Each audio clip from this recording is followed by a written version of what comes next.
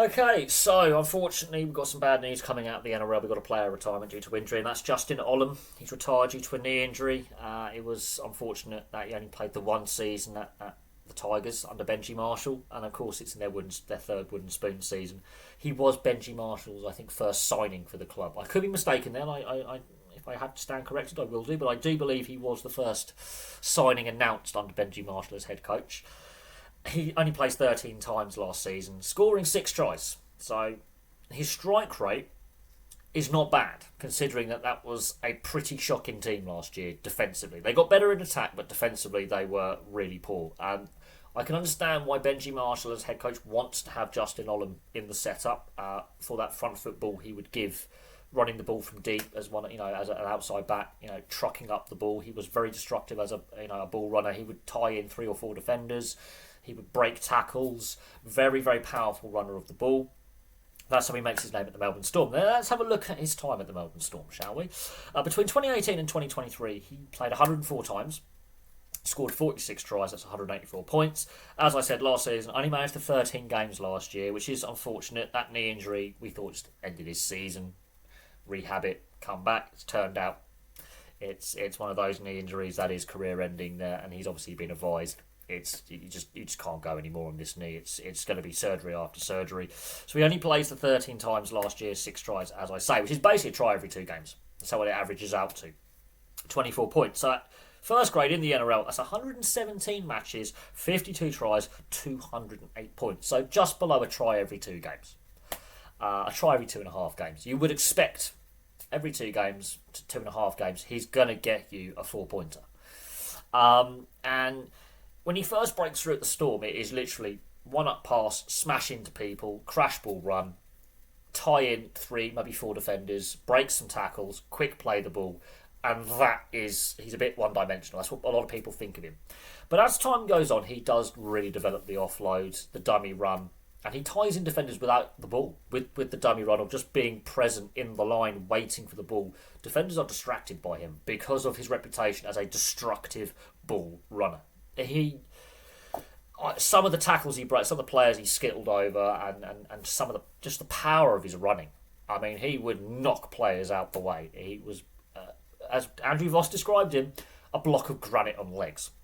And this is where I think he's underrated.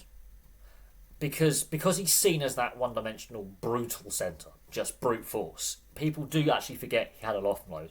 And as his career went on with the Melbourne Storm, that offload became more apparent, where he not only is he taking on the contact, but he's offloading the ball whilst tying in 2 or 3 or maybe even 4 defenders, either getting his outside winger or his inside back rower, or sometimes the other support player, whoever that may be, because he would truck the ball up from deep and do those outside back runs to get a set going.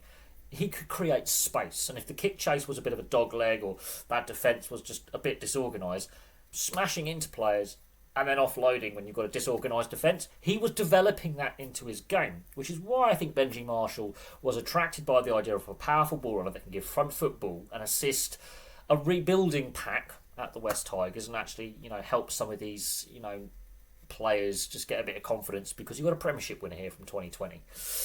That, I think, was the thinking, that he would give them front football, quick play the ball, destructive ball running, and give them some tries in the wide areas.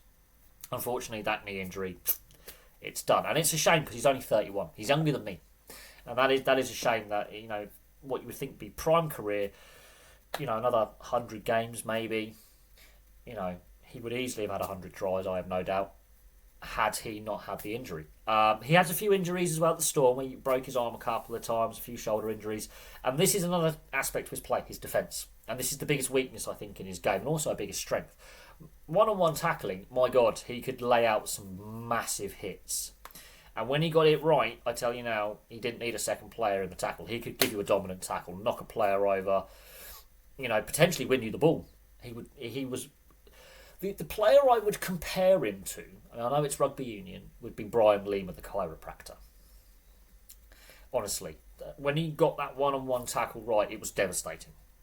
Absolutely devastating. The one issue is getting that timing, getting the blitz defence right, because sometimes he would just shoot out the line ahead of his back rower and his winger, and it would leave a dog leg. And that is the problem, especially if you've got a player who can see him coming and that miss pass or those quick hands or that dummy, and then suddenly you've got the dog leg, and then it would disjoint the defence and you could get exposed a little bit defensively. And I think that was more pronounced at the Tigers with their weaker defence, where he's trying to make that big hit to inspire the team and he's caught out. Whereas at the Storm, when you've got players like Pappenhausen and Munster and Hughes in that fullback role when he's coming through, you can mitigate that because you've got a good quality defensive fullback or a very quick fullback across the ground, and you've got some pretty world-class wingers that have come through at the Storm as well. The Tigers, the system was still being developed by Benji Marshall. Defensively, shocking last year. So when he did play, defensively he was found out at times. And people will go, well, defensively he wasn't great.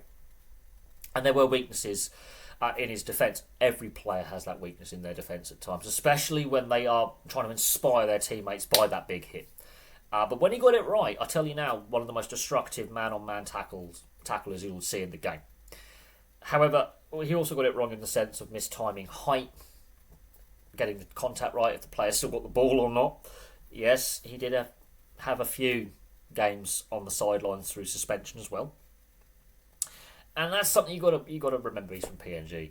They love the physical contact. They love the collision.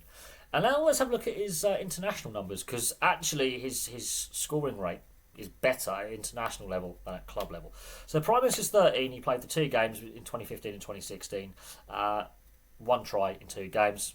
That's 1 every 2 games. There you go. That's bang on average.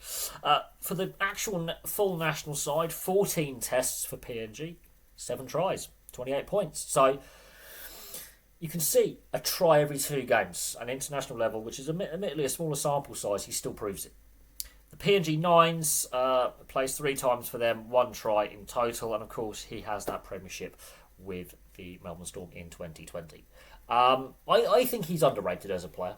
And towards the end of his time at the Storm, you can definitely see him developing that offload, the dummy run, and just being present in the line when you in attack is clearly drawing the defender's eye, because he built that reputation early on in 2018, 2019, 2020 as just give him the ball, he'll skittle players out the way. It is unfortunate he has had to retire too soon. A lot of players unfortunately retire due to injury, and it is a shame, because I do think this year, had he got fitness, with the way the Tigers have started the season, I mean, you can just imagine with a more confident attack with Luai in the halves. So we've got a better, halves partnership with Lockie Galvin, and that attack is really starting to click now. The defence is more solid now and has more confidence in itself. You could see him having an impact, and it is a shame that we won't be able to see that this year with the West Tigers. We saw a few glimpses last year in a poor side. We saw a few glimpses in attack, not enough in defence. The defence was still not having that full confidence. You could see that there was some fitness issues with him as well, which is a shame. It's a shame he didn't stay at the Storm. Imagine if he stayed at the Storm another couple of years.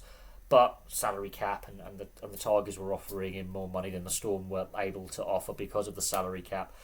And it's a shame it didn't work out at the Tigers. I don't think it was the right club for him last year. This year, I think it could have been with how they're playing. It's unfortunate that the knee injury has ended his career.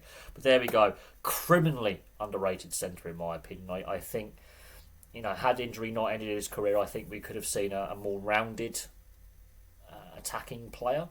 I still think the defence was a weak area in his game at times, but when he got it right, man on man, I mean, he was a destructive defence, absolutely destructive. Attack and defence, when he gets it right, players get skittled all over the place. Love the physical contact, and in his Melbourne Storm days, I mean, that helps, I think, raise the profile of the PNG Kumuls as well, the national side, because Justin Olam becomes this big star. That grand final win in 2020.